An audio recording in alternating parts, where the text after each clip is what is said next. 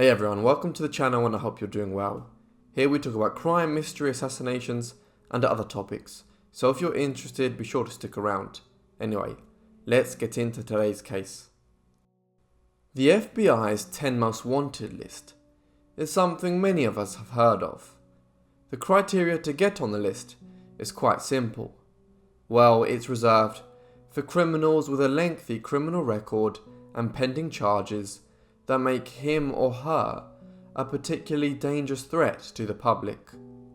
A criminal only makes it on the list if the FBI believes that the publicity surrounding the list will assist in apprehending the fugitive.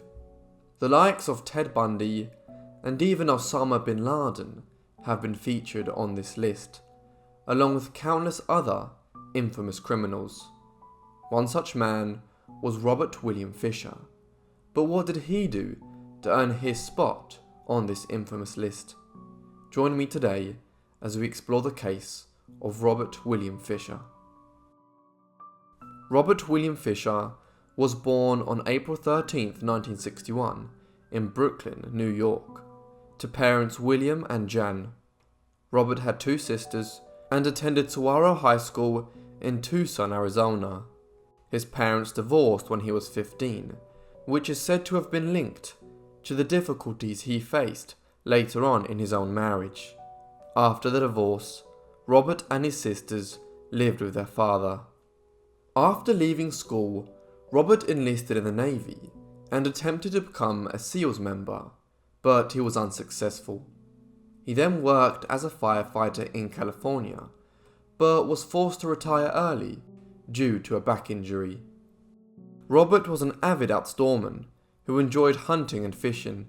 After he retired, Robert moved his family, which consisted of his wife Mary and children, Bobby and Brittany, to Arizona, where he got a job in the medical field.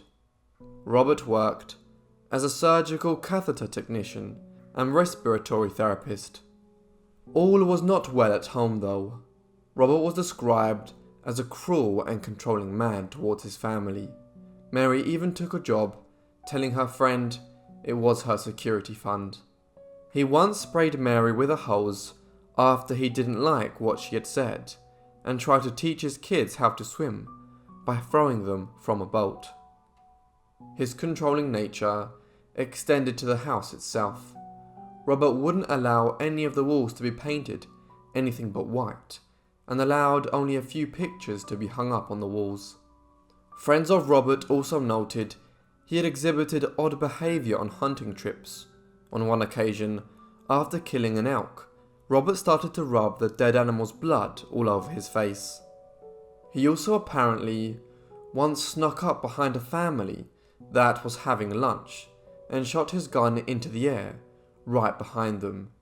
And a few years before the incident that would land him on the FBI's list, Robert shot a stray pit bull. Robert claimed it was because the dog was attacking a Labrador, but police say he did it simply because he wanted something to shoot. Robert had been an active member of the Scottsdale Baptist Church men's ministry, but began to withdraw from the group a few months prior to the incident.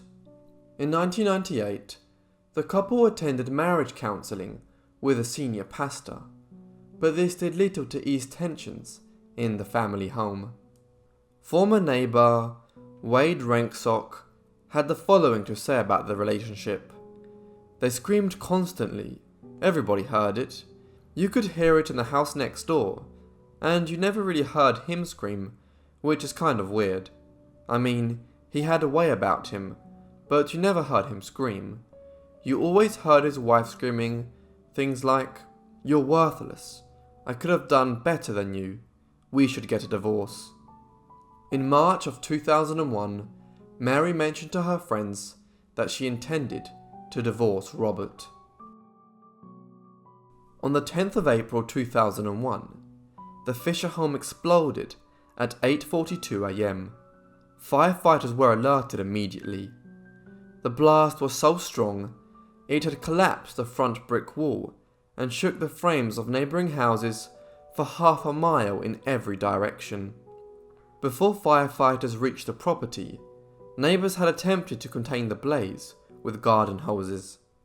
The flames reached 20 feet in the air, but luckily firefighters were able to stop the fire from spreading to nearby houses. Yet, something sinister lay await in the ashy ruins of the Fisher home. 3 bodies. These were identified as 38-year-old Mary, 12-year-old Brittany, and 10-year-old Bobby. They had been murdered. An investigation would find the house's gas line had been pulled from the furnace, which meant that the accumulating gas was able to be lit by a candle.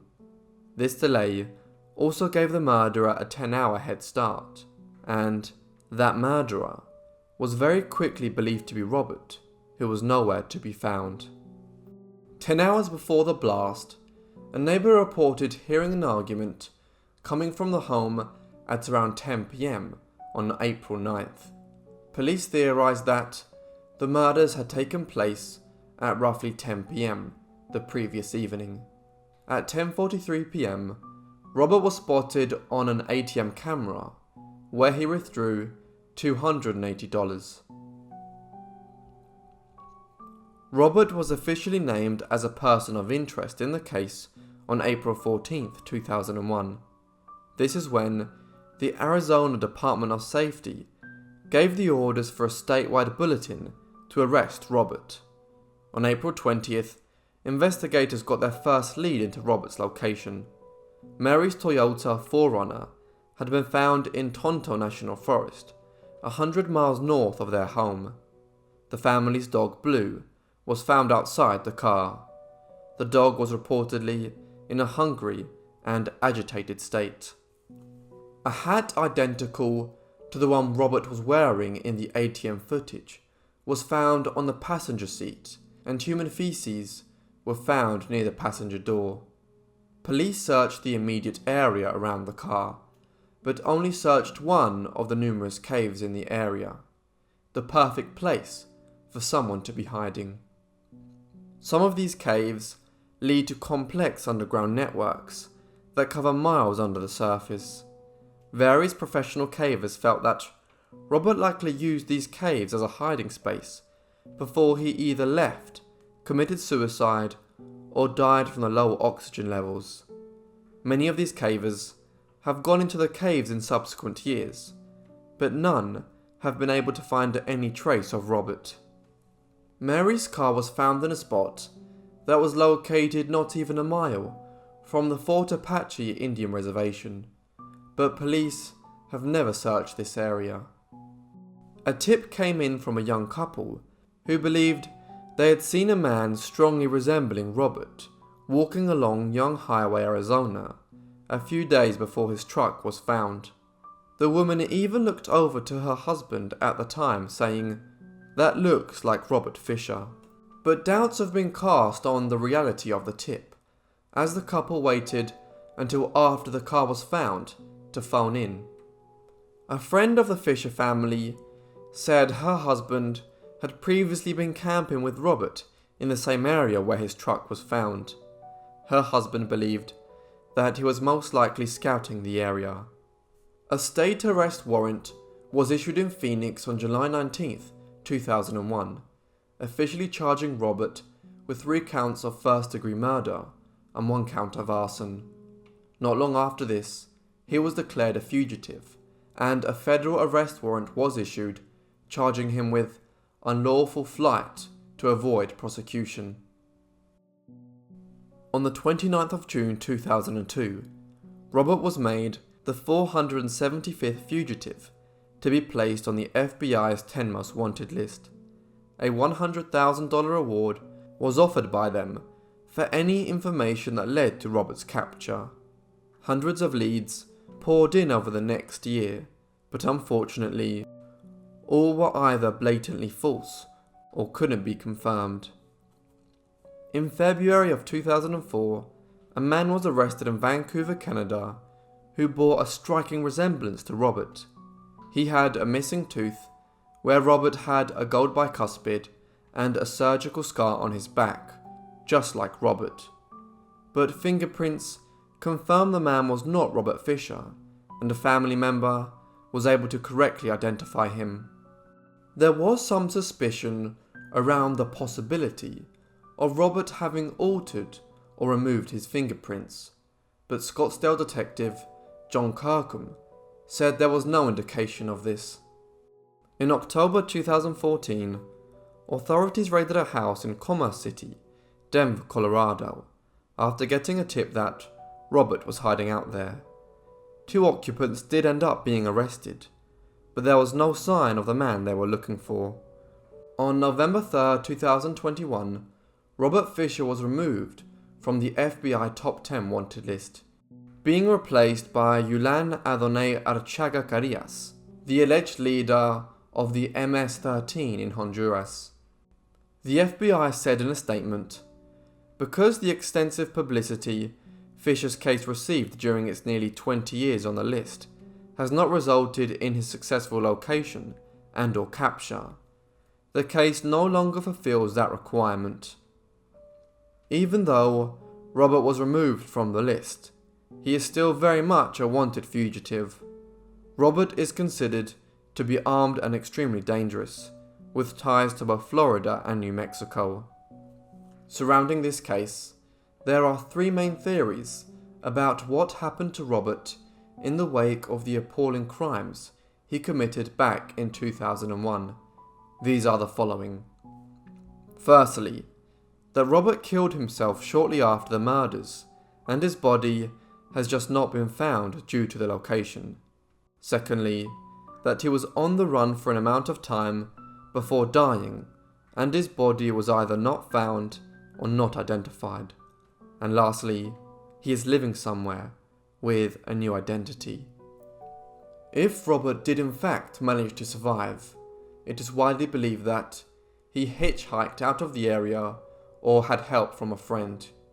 He may have also used his wilderness experience and survival skills to continue living in the woods near Payson, but experts think this is unlikely due to the scarce food and shelter in the region. Detective John Heiselman stated that Robert's removal from the FBI's list doesn't change the search for him. "We're still looking for him, no different than before," he said. John also said they continued to receive a few tips a week regarding Robert's location. He could be living in a small town where he gets paid in cash and he works as a handyman, or he could be in a big city and blend in. Regarding the murders, John Heinzelman had this to say: "I think blowing up the house was purely a delay tactic, a discovery tactic. He knew that the bodies were going to be found. Maybe in his thought, if the entire house is incinerated, maybe it's believed that he perished in the fire along with his family. Maybe it's purely an evidence eradication. We don't know exactly what happened, and I think their families, both Robert and Mary's, deserve that information at this time," said FBI Special Agent Taylor Hanna. April 10th, 2022 will mark 21 years since Mary, young Brittany and Bobby were murdered in cold blood by someone they should have been able to trust. Despite thousands of leads and tips in the years after, it seems authorities are no closer to finding out where Robert is or what happened to him. Lastly, if you or anyone you know have any information on Robert Fisher's whereabouts, you are asked to call Scottsdale Police at 480-312-5000.